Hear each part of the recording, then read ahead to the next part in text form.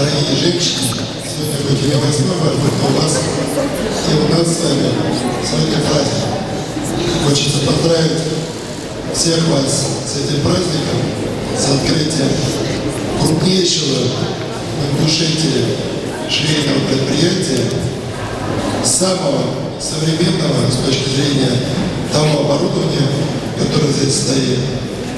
И мы рассчитываем, что объемы продукции, которые будут производиться на этом предприятии, с каждым годом будут увеличиваться.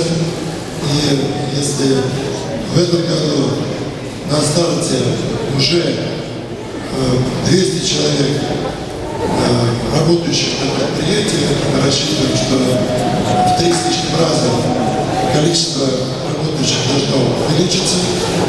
Мы сегодня работаем с компаниями, кто будет обеспечивать заказы на вашем предприятии. Это крупные сети, бренды, кто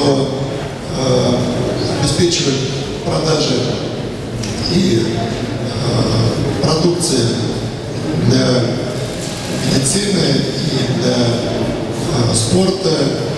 Это и постельное белье, и детская продукция. Поэтому мы рассчитываем, что те производственные возможности, которые есть, они обеспечат практически полноформатную номенклатуру, которая будет заказываться.